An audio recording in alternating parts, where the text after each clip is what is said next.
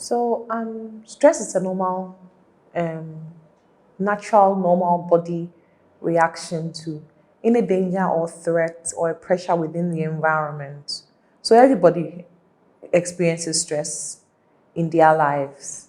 So we all experience stress. So every time that the body is programmed in such a way that as soon as he or she, the body is faced with any form of threat, pressure, or danger within the environment, it releases what we call the fight flight response. So the same way when you see a snake or a bear, you release that fight flight response to either fight the bear or the snake or either run away, and sometimes cry, people end up freezing. It's a natural response to a pressure or a danger within the environment. So it can even, if you find yourself even eating traffic, examples of stress can be even being in traffic for a long time can cause stress. Preparing for a presentation, you can experience some form of anxiety or stress around it.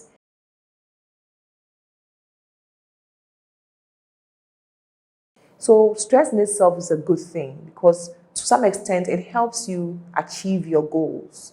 It prepares you towards working hard to achieve your goals. To a certain point, stress is a very good thing. It's positive because it helps you to be able to achieve your goals or to succeed in meeting your full potential. But beyond a certain point, stress can be very harmful. Stress can be harmful to productivity. Stress can be harmful to your mood. It can also be harmful to your quality of life and your health as well. So stress beyond a certain point can actually go get be harmful.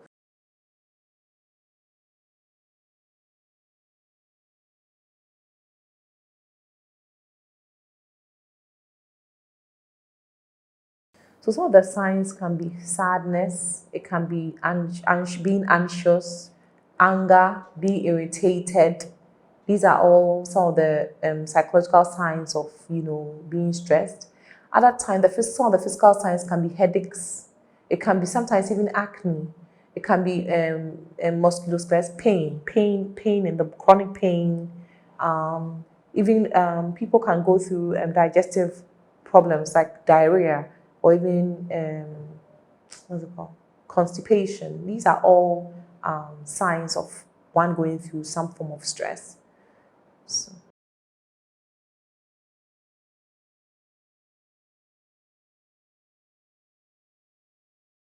not necessarily. So stress, as I said earlier, stress can be good because everybody needs to go through some form of stress to be able to meet your full life's potential or to be able to succeed or achieve your life's goal.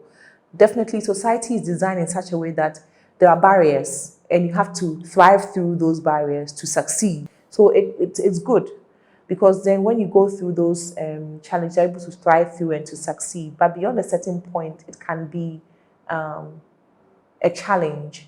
So the only point at time that you realize that your stress is a mental health condition is when you realize that it is affecting your functioning. So it's affecting you at work. Is it causing you can't perform the way you should, or everybody's complaining, or it's causing some form of distress around you, your people around you, and you yourself? Is it having some impact on your social interactions? You were a very bubbly person, all of a sudden you're very withdrawn due to a very stressful experience you have encountered and all that. So it becomes a mental health condition when it impacts negatively on your functioning. Then we are looking at stress not being a positive one, but we are looking at stress being a mental health condition that requires some form of treatment.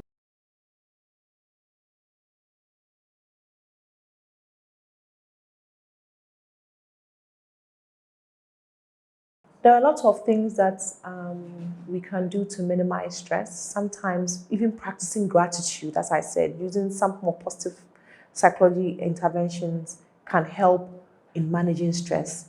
Positive affirmations, practicing gratitude, saying positive things to yourself is another treatment to help manage stress. And not being too hard on yourself is also another way of help managing stress. There are certain things we need to come to that point of acknowledging that there are certain things that we can control and there are others that we cannot control, and therefore we need to be able to let go of those that we can control and not be so hard on ourselves when we just can't control them. And then sometimes too, meditation, using prayer, or even yoga can be all ways of, calming yourself or bringing your body back to its resting state or relaxed mode. Sometimes relaxation therapy or mindfulness practice can all be ways of, managing stress. It might be so difficult, but a simple breathe in, breathe out, it's another way of managing stress. So sometimes you realize that when you are breathing in, it's so uncomfortable. When you are breathing out, you are more relaxed. It just shows you how sometimes when you are tensed up, how the whole body becomes very uncomfortable.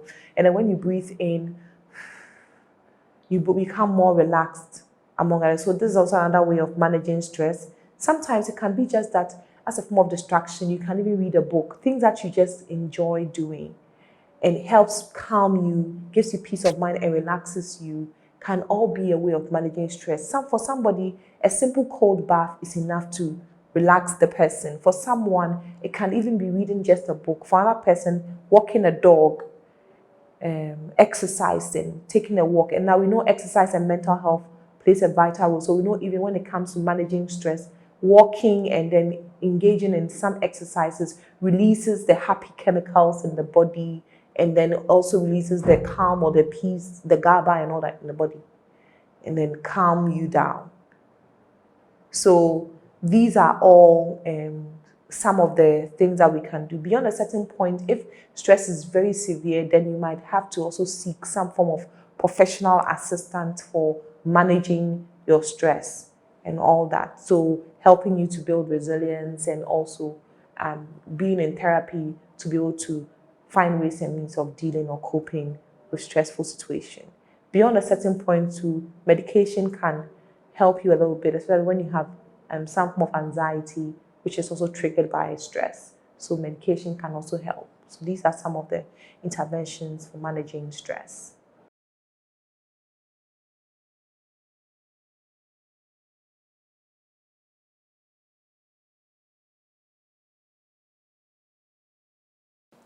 If stress is not properly managed, it can have a negative impact on the individual's mental and physical well-being. Okay, so for example, it can lead to mental challenges like anxiety. It can lead to irritation. The person can be easily irritated, anger.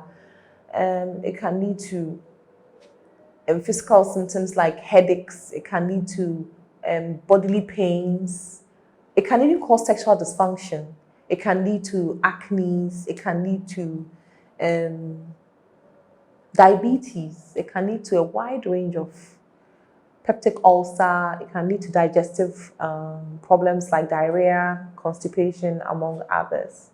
So stress, if not managed well, can have a negative impact on an individual, both mentally and physically.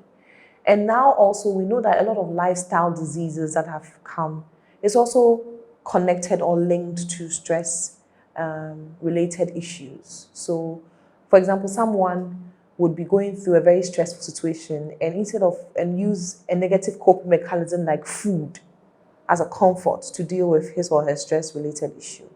And if not well handled, it can lead to, let's say, obesity.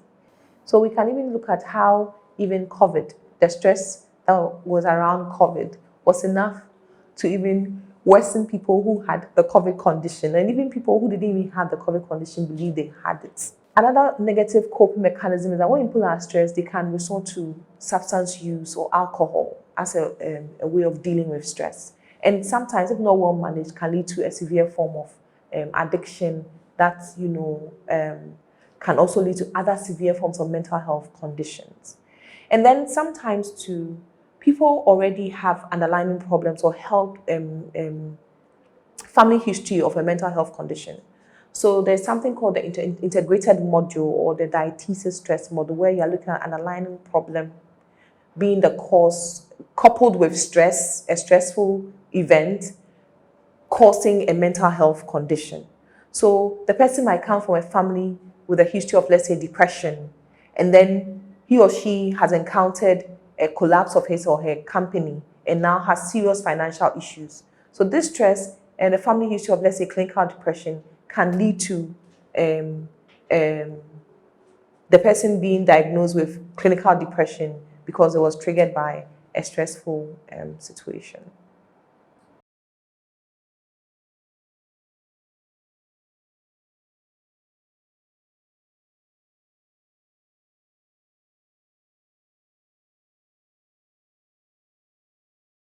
So I think that employees can put in place wellness intervention programs. I know most organizations also put those things in place. They maybe in a year organize some form of health walks and bring in fitness trainers to put in place some form of. Because I know some organizations, like my example where I worked, like this, we had a fitness card, so you can go and exercise at the gym. You have the whole week, the whole year.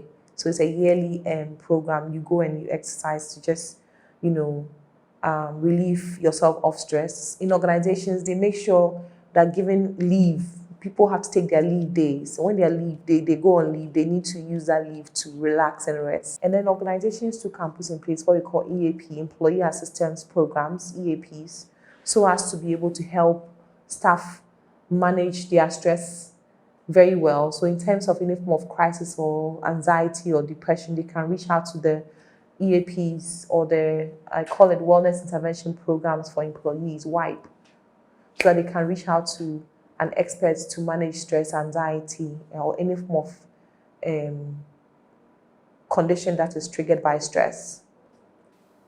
Mental health education, stress management um, programs can also be provided at the workplace to manage staff stress.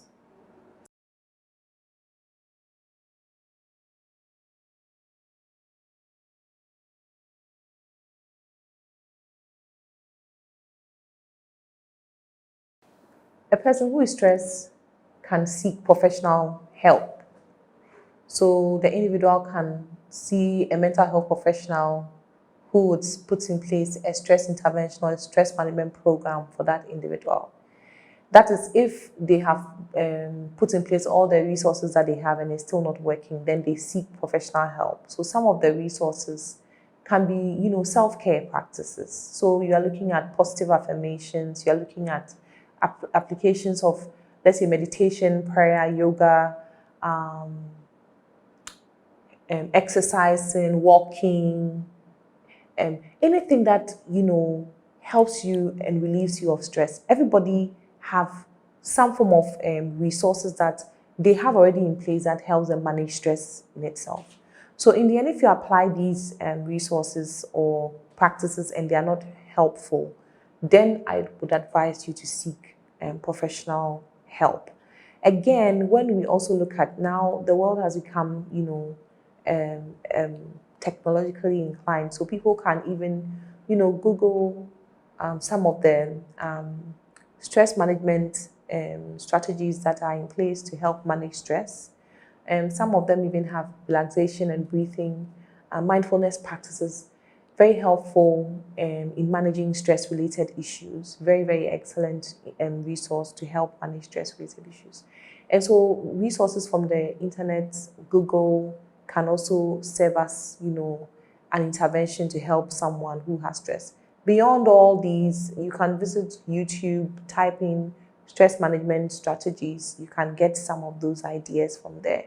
Beyond all these things, if it's still not helping you and it's causing a dysfunction for you and then those around you, then you need to seek professional help to further manage these stress related issues.